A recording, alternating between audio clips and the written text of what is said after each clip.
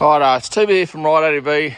I'm sorry about the cicadas, but that's Australian bush. If you don't know what a cicada is, you're watching from overseas, Google it.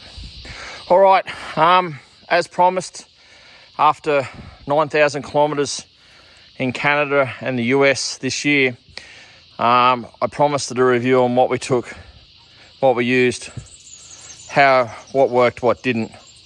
And I guess, like in full disclosure and full honesty, so we'll cover that off now.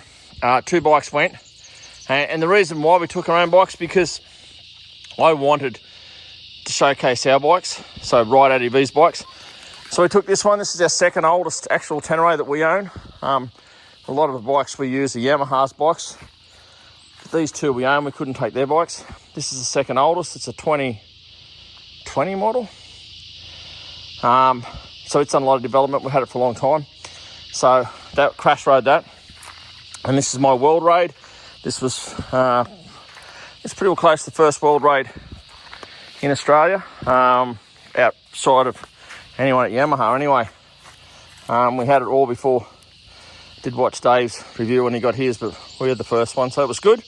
And I wanted to talk about what worked and what didn't. So we'll break it down into a couple of things. We'll start with luggage. We used our racks. So in behind there are our racks, Rideadv solo racks. We designed these racks and worked with Ron with Sand Engineering, and Ron makes those racks for us. You buy them through us. They're not on our website. They were designed to keep the luggage low and as far forward as you could without catching your legs. We call them solo racks because you can't really take a pillion with them. So that was our racks, and we used ADV Works luggage. Now, we've had a lot to do with Steve and the development on these right from the go-get. These are edition 2s. Edition 3s are just coming out now with some final changes, and after that they'll pretty well stay as they are, but they're great. So they're the racks from the ride, the bags from the ride, sorry.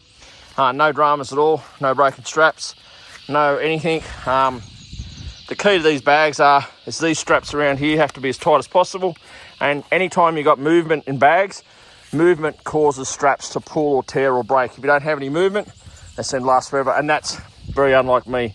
Anyone that knows, I always up at the crew to make sure everything's tidy and not flapping. So in this bag here, I had 2 rear tubes, 1 front tube. 2 fronts, 2 rears, 1 front, yeah. And I had a compressor and all the tools so that we were going to need.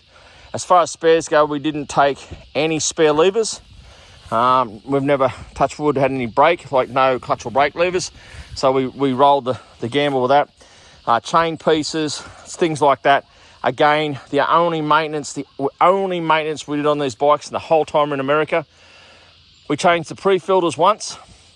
We adjusted the chains once, and they left with new chain sprockets and wheel bearings, obviously, and RK chains, which is down there. And we adjusted them once on day 3. Other than that, we didn't put a spanner on the bikes. So, no real bits and pieces used. We put a new clutch cable on that one before it went because it's done 40,000 Ks or something, just preventative. They had a full service, oil filters, and wheel bearings in the rear, front wheel bearings checked, new rear brake pads, front brakes checked. Interestingly enough, Crash was running out of front brakes pads, and we were a little bit worried about that. I'll just check that it also got a little bit worried about that, but it finished the ride, so I'm going to put new pads in the front of that shortly. So yeah, that's the maintenance side of it. So back to that, in that bag, in my other bag I had my clothes, and that's all I had. 20 litres of luggage for clothing. We took the bags off most nights, probably nearly every night. Bit of a pain sometimes, but that's life. Crash ran the 30 litre bags. He had a tube and his clothes and stuff, and he also had a bag across the seats here. We don't fit rear racks. I don't like rear racks. It affects the handling of the bike up high and at the back. It's like a pendulum.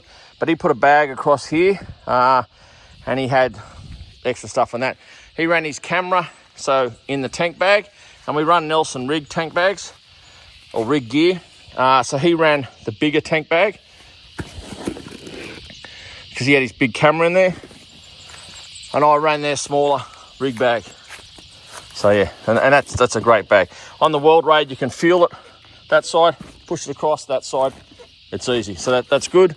And I think with this one, what Crash does is you just undo one strap, and you're going to lay it across, and then you do your strap back up, obviously. Not doing that one-handed. So that was the luggage side of things. Again, no problems with that. All right, so on to tyres. So we spoke with Pirelli. We run Pirelli here in Australia. While we do test other tyres, have a look in the shed, I'm sure there are some other tyres here somewhere. We do test occasionally. So when questions are asked, we've got an informed opinion. So we knew that the rears wouldn't do it, but we wanted the fronts. They'd singly be the best front 21-inch tyre for an adventure bike I've ever used, probably in the world, I reckon. But we wanted something to do the distance in the rear, so we put a set of 908 Dunlops on that Corey sourced for us from out of America. They were fitted by GA Checkpoint Yamaha in Vancouver, and they were fantastic. They did our fronts and rears because the bikes went over with good, what we call run-out tyres. As it turned out, the bikes being late, they were shipped by Bikes Abroad, who I'd never ever use again. The communication was terrible, and there's a whole backstory to that, and I might do something separately on that. But anyway, so they were fitted, so that tyre's done 9,000 odd kilometres, plus I've run it at home, and I use it on the weekend. It's cooked. One of Crash's bike's got a little bit left in it, so we'll cook that off before we replace it. And the fronts, they were fantastic as always. We did replace the fronts. So this one's probably done about 4.5, maybe 5,000 kilometres. Starting to lean back a little bit. The reason we replaced the fronts was one of the days we left the track and we peeled out and we went to Seek Concepts, who have supported us for years through Adventure Moto. We went to Seek Concepts and because they hadn't sent a World Raid in America. So if you don't know, at this stage, the Americans don't get World Raids, and they had a comfort seat made for it. So we went there, and then we left that day. We had about 500 miles to do on the bitumen, so nearly 1,000 Ks to get back onto our route and to visit Climb. And it was 46 degrees or 45 degrees, 44 degrees. And we were sitting on 90, 95 mile an hour, and it just cooked the front tyres off. And they're not designed to do that, so no fault of the tyres. So about halfway through, we put a new set of tyres on, so that was that. I reckon I've done a fork seal on Saturday. To have a look at that. And if we've done a fork seal, that'll only be the second fork seal we've ever done in Rideadv on Tenere, so that's interesting. You seen that, Lincoln? So we placed those when we did the air filters when we met Corey in Utah. So yeah, that was pretty good.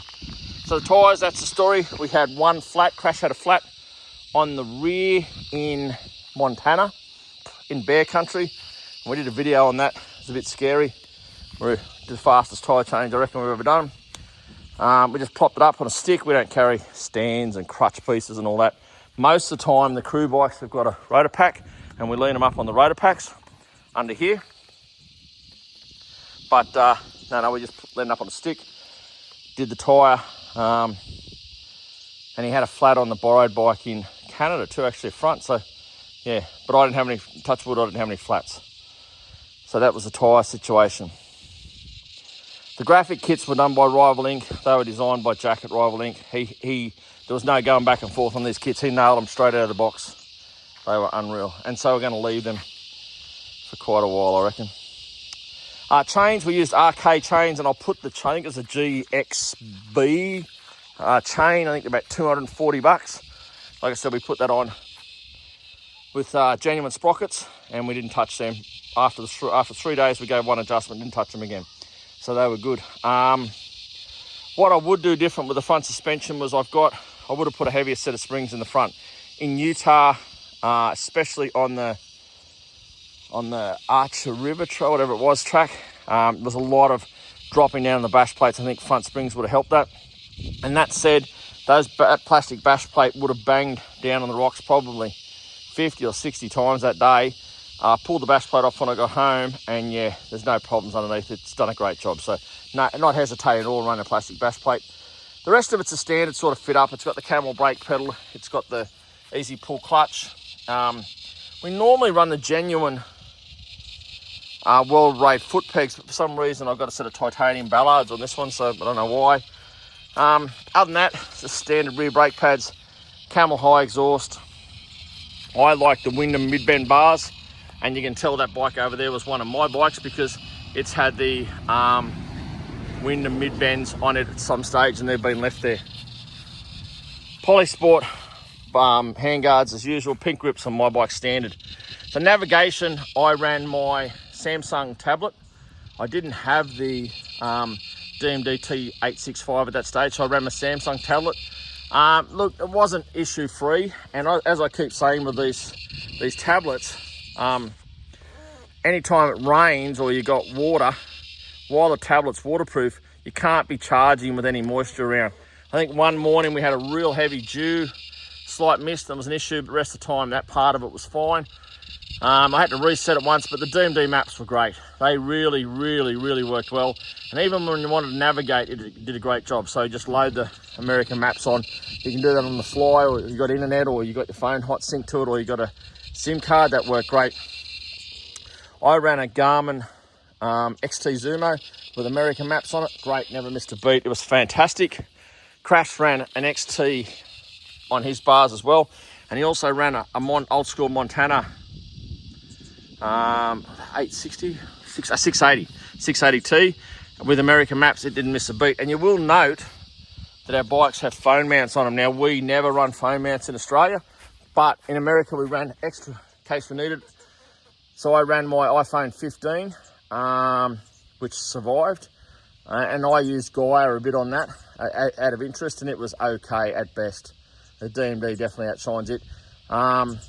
But it did wreck the camera on Crash's phone, even with, you know, the fancy vibration mount or whatever they call it on his bike and my bike, but it still wrecked the camera on his phone. So, you know, I've said all along, the cameras aren't designed for them, even with the special mounts. But anyway, so that was that.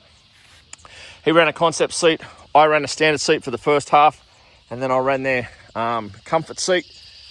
I've gone back to the standard seat at the moment. The comfort seat just makes it a little bit higher for me, that's all.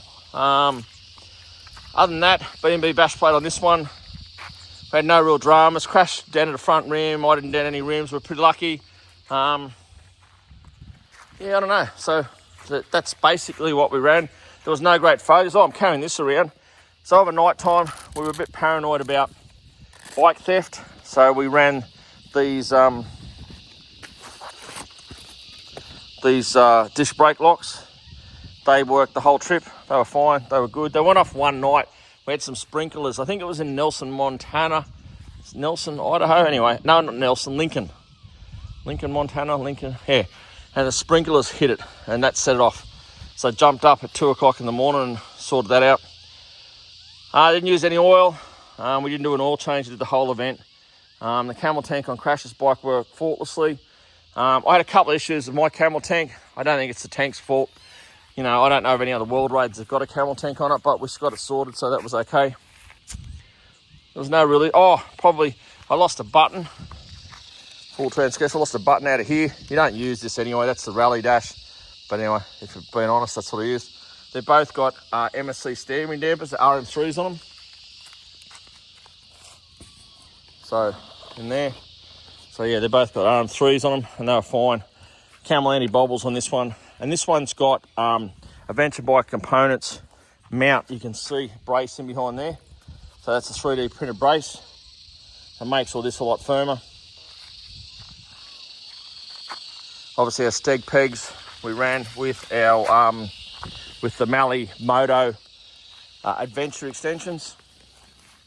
Again, they were faultless the way they were. Oh, I had them on my bike. Crash has just got a triple stack of the desert option for the steg pegs. Insurance was an interesting story. We struggled to find insurance. So like it's in New South Wales, for example, you've got to have CTP, or you got to be covered for, I think you got to cover the other person's vehicle and their and injury. So We ended up going with an insurance mob, El Gringo Insurance that David Poole put on us. I thought he was G'ing up, stitch up, but it was El Gringo Insurance. It was about $380 US each bike. So it was a 12-month, like a third-party property. Couldn't get theft. It was like a third-party property, CTP style coverage. And that's about it. I ran a 9.0 spring in the back. Crashes got an 8.5. I standard front forks complete. I would have gone to a heavier spring on those.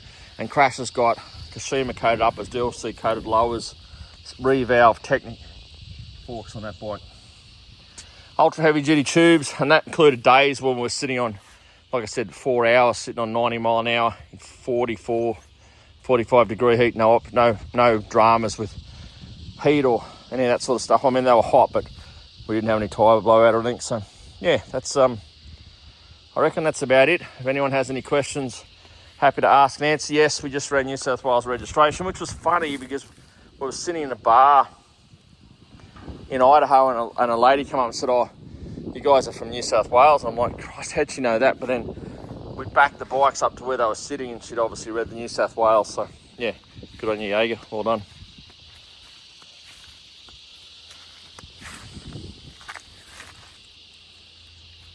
So yeah, any questions, ask away please. But this was the setup. There was nothing that really didn't work. It was just a really good setup. And I mean, that's why I took our bikes. We've accumulated 500,000 kilometres on these bikes in the last 5 years. We know them inside out. We've had a lot of them. Like I said, we've got some higher mileage ones. Like this one's done 30,000 now. That one's done about 35,000. And the Corey bike, which is over in the other shed, has done over close to 70,000 kilometres now. And, we know our bikes, we know what they'll do. So, yeah, it was good. Any questions and ask away, please. Thank you and have a great day.